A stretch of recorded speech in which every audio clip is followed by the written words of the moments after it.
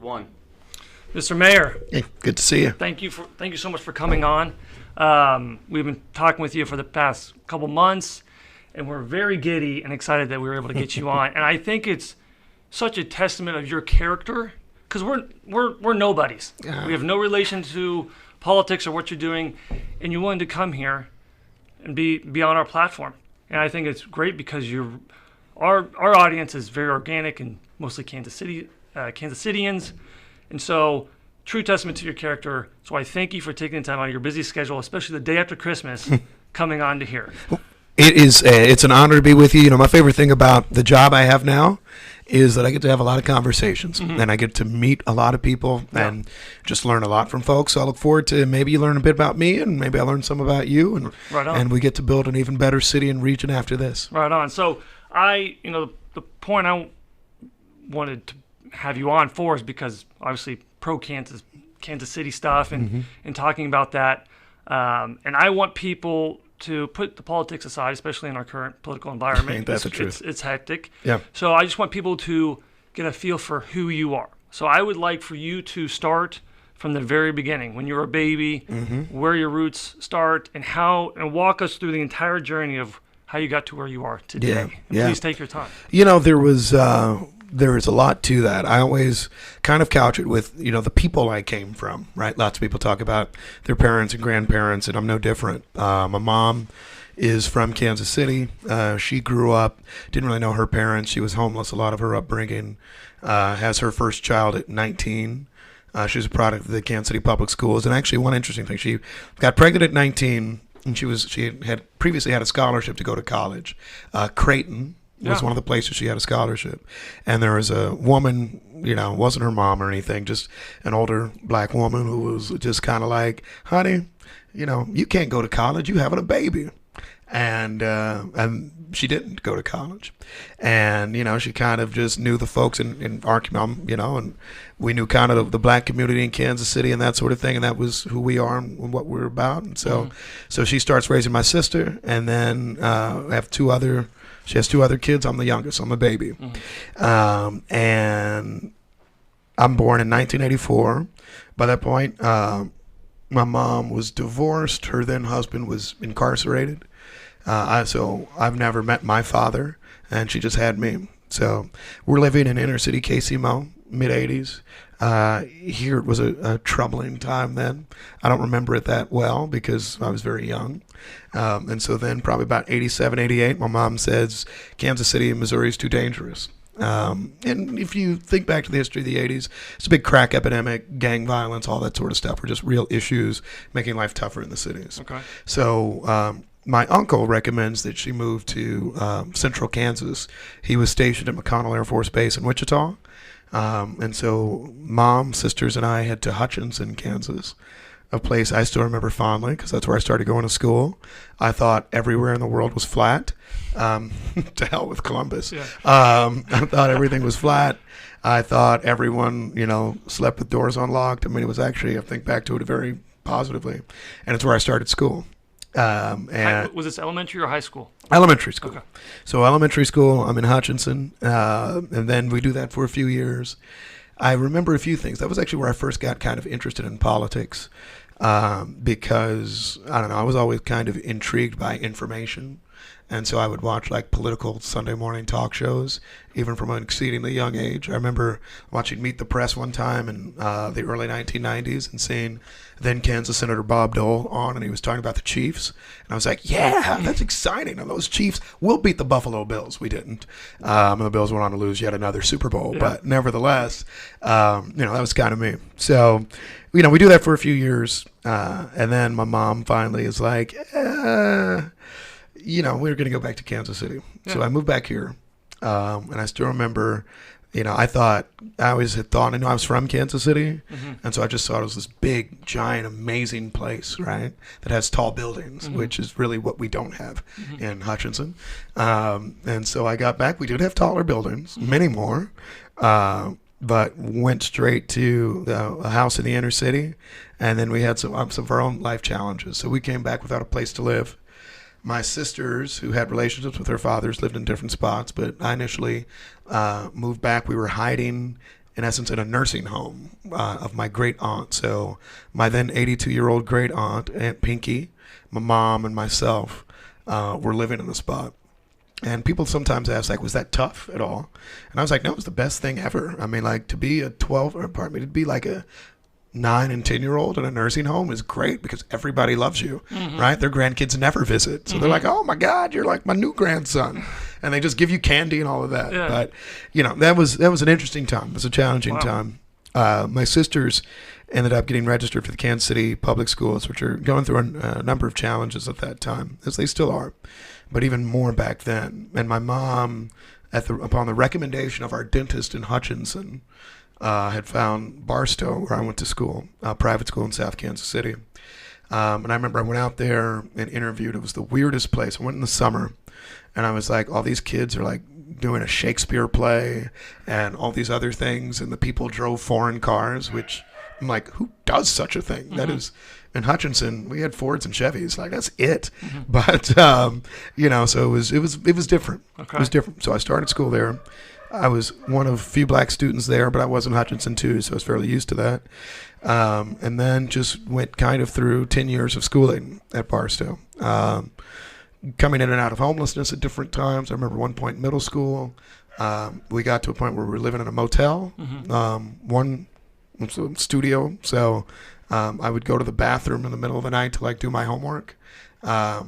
It was a time before the internet was really any good. So I would actually have just done my research before, and that was when you're just kind of making up stuff for your essays. I wasn't the best writer, but, you know, I was a writer nonetheless. Right. And I think the things I dreamed of at the time were, I was always a little different. I wanted life to be a little bit more comfortable, but that always evidenced itself in terms of I wanted my mother to stress a little less. You know, we think a lot about children, as we should, but there's an amazing thing about children, which is that they adapt somewhat well. Whereas I never, and my heart still goes out for like my mother and the pressure that she went through to try to provide for her children. When salaries weren't increasing, when, you know, there was all this trouble, you know, it makes me kind of, I don't know, almost embarrassed now because I'm in a position of leadership where I can literally not come to my office at 3 p.m. and not get in any trouble. Whereas most of the secretaries in our lives, most of the staff people in our lives have to actually just sit there and be there. Yeah. So while the executive who has a child at a private school could leave for his son's soccer game or something like that, my mom never could. And so, you know, it's just an interesting challenge. So ultimately, go through school, do fine. I ended up going to college in St. Louis, at Washington University. I played soccer myself in high school, so the one kind of cool wrinkle I had in college was a few times I worked out with the women's soccer team because it was never good enough for the fellows, but, you know, I could keep up with the ladies. Yeah. And so, you know, I was able to do that. And then went through college, which I didn't actually particularly enjoy. In hindsight, I've grown to like it more, but I don't know if it was just the size of the... and I did not go to a particularly large school, but if it was just like I just wasn't vibing it. Most of my classmates, although I was in the Midwest, seemed to be from the East Coast, and I wasn't ready for that life yet. But then did fine, got through college, worked on my first campaign, actually studied abroad in South Africa, in Cape Town, which I adored. An incredibly interesting experience when you talk about the diversity of it all, the diversity in persons, incomes, terrain, right? Animals. I mean, it was really interesting for me. Taught me a lot about race, taught me a lot about people, taught me a lot about our similarities. So I come back to the U.S. I'm planning to go to law school and go to Cornell. Had a good time there. I still remember my first few weeks of Cornell. I had absolutely no idea of what was going on. Because like a friend of mine's walking by, most of the folks are from the New York area, really. And, you know, I said something like, well, what's that firm? And they're like, only the biggest firm in New York City. And I'm like, I have no idea what you're talking about and don't care. And I never lost that perspective, actually, which I think has been somewhat helpful for me. And so go through law school, did fine with that. At the end of law school, I had a number of pretty good offers in a number of cities, but D.C. was the place that had probably appealed to me the most. And then I got a clerkship with a United States Court of Appeals judge back in Kansas City. And that's a good gig. You usually, if you were smart, unlike me, then you take one of those clerkships and then you can get a $75,000 bonus to start at a D.C. law firm. And so showing that I'm a total idiot, I would have been like $300,000 my first year of law practice at 25. And, I was like, not for me. Did you know at this point that you wanted to get into politics? Not yet. What I knew was that, ironically, that Washington was not for me. I think the firm was telling me, well, no, come to this firm.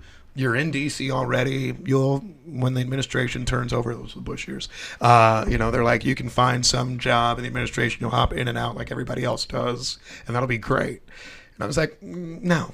I'm more wired for a place where I can make a difference and have an impact. Mm-hmm. And so when I decided to stay in Kansas City, I had no design on a political office.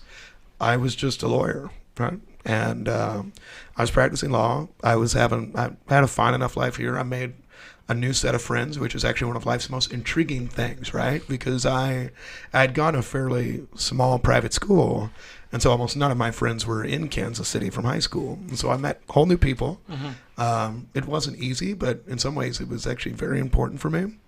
And I remember I made the classic mistake that all of us do sometimes, because part of the thing that helped me make my decision to stay in Kansas City was I met a very nice woman who I was like, oh, this is going to be great.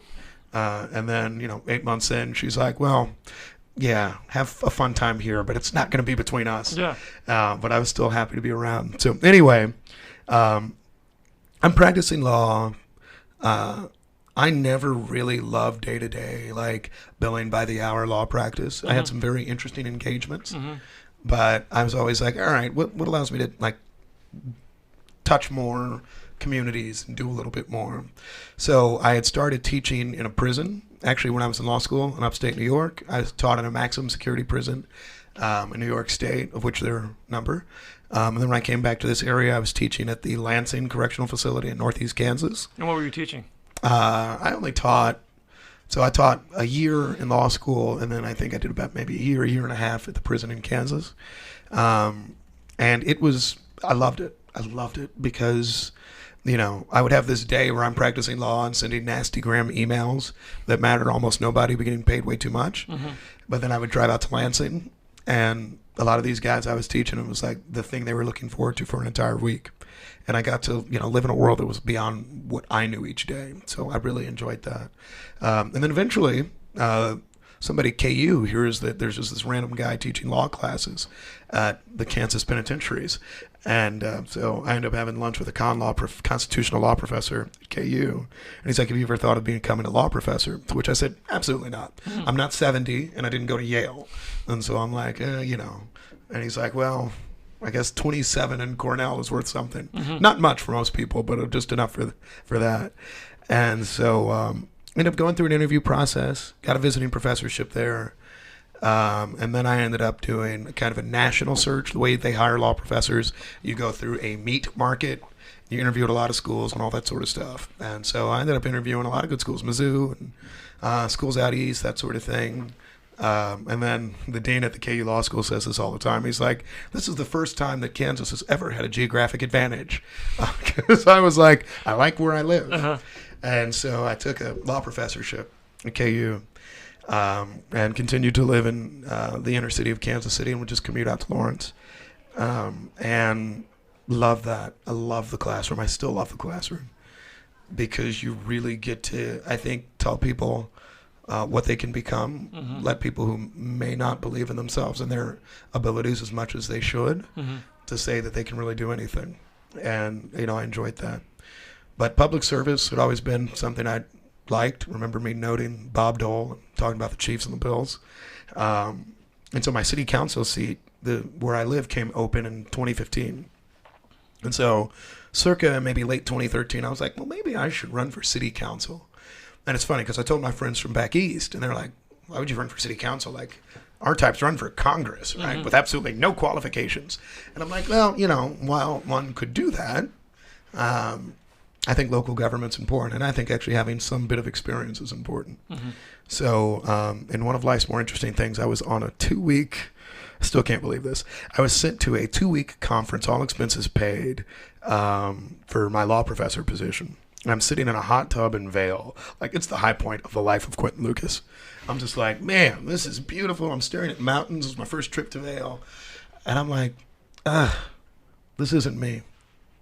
And I think, if I think about my trajectory, so much of life is making sure you stay dedicated to what you think is important for you and not living the dreams of others. Gotta stay grounded. Yeah, right. You know, when I was doing the DC law firm thing, lots of people said, but you're going to make a lot of money. You're going to be a big deal. This is one of the best firms in the country. That's cool. I was like, yeah, not for me.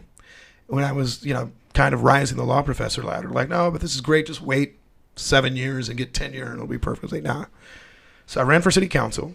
I announced I was running for city council. Right after that, the dean of the law school at KU tells me, hey, good for you. I wanted you to teach this semester in London. It would have been all expenses paid and you could do 6 months there. And I'm like, yeah, that's life. So anyway, I ran. I won by about 50 points.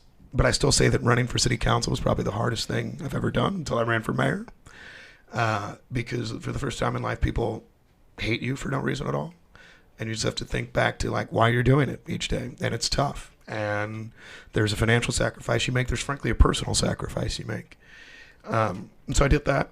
I thought I was a strong city councilman. And then eventually the mayoral seat comes open. And I think, well, why not me?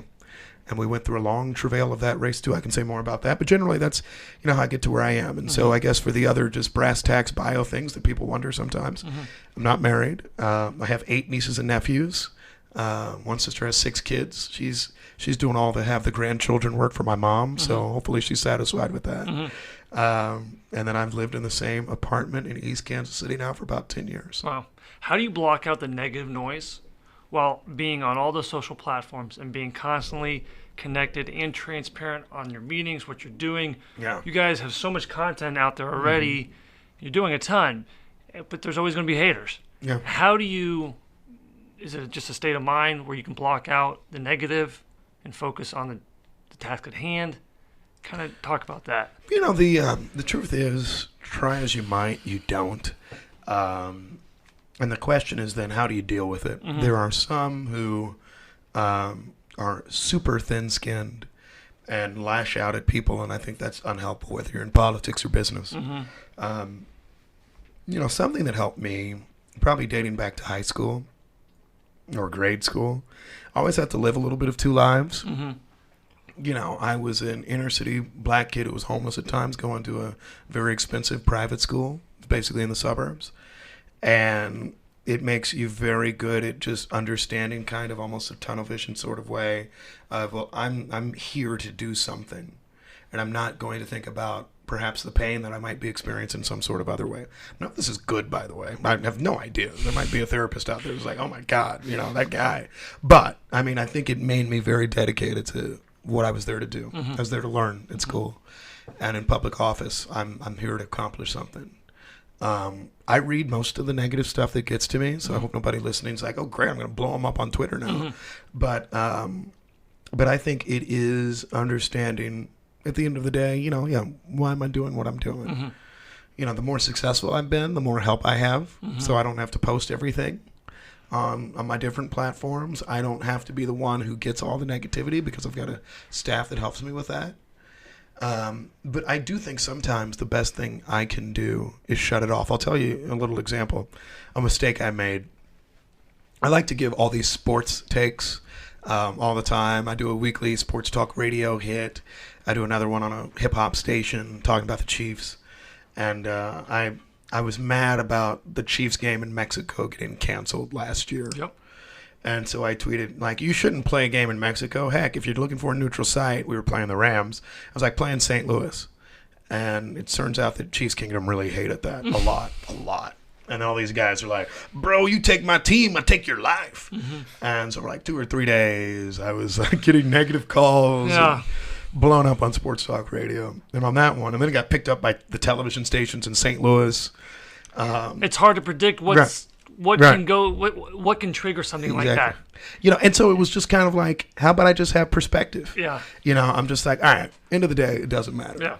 And the thing is, for anybody who's in public life, you go through one of those, and then you add another, you get your first terrible editorial, you get your first bad news story, you get another awful news story, and I'm lucky enough at a young age to have amassed a number. And it's just kind of like, all right, you turn things off for a little while. And the other thing that I think is important is to realize that, yeah, you will be down. And to just say for a day, this sucks. And I am super down, and I don't want to talk to many people.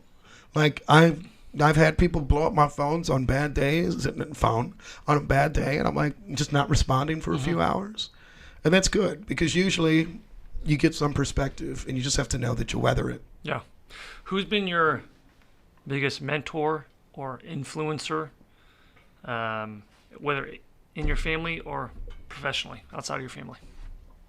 Well, certainly, I mean, the narrative of my mother and, frankly, other women in my life, particularly women of color, who have worked their tails off to create opportunities for a kid like me. I mean, every one of my successes is the work of a strong woman who actually believed in me when it wasn't an everyday thing that society would. I mean, the sacrifice for those who aren't from Kansas City. I mean, imagine somebody like wherever your city is. I mean, we lived like in the inner city. She would drop me off at school far in the suburbs. This was before like 71 highways done, so it would just take a ton of time. She'd go downtown, then she'd do this and that. You had to pay for her part. I mean, there's just all this stuff. So certainly I learned a lot from that example. But a more direct mentor was this guy I worked for, Larry, and my first law firm job. And Larry was this intense lawyer, man of the 70s. He's in his 70s now. And talked to me about how important it was to do exceptional work. And, you know, sometimes my staff might get a little angry with me, but there is this dedication to excellence that I tend to expect and hope for, knowing that none of us is perfect and we all screw up. But I remember that guy was on me. I think a part of it was he was like, I'm not going to let you sell yourself short, right? I've probably been a charming person for most of my life. I've been a fairly decent speaker for most of my life. And it's amazing how much a little bit of that stuff can do in getting you far and rising. And he's like, but you also have the opportunity to actually be known as a hard worker and somebody who's ambitious and exceptional. And so, I mean, he was on me from the day I started law practice. And, you know, had me down some days because I'd had this gilded life. I'd gone to great schools. I had a great clerkship. I knew people, all that sort of stuff. And that wasn't enough. And I think what that showed me was, what it's like to work hard and have people always be like, you know what? And this is how I think I became mayor and a bunch of other things. And it's why I'm out and about a lot now. Because they're like, you know what? He may not have the best ideas. He may not do this, that, and the other. But he works damn hard. He works really hard. And I think that matters.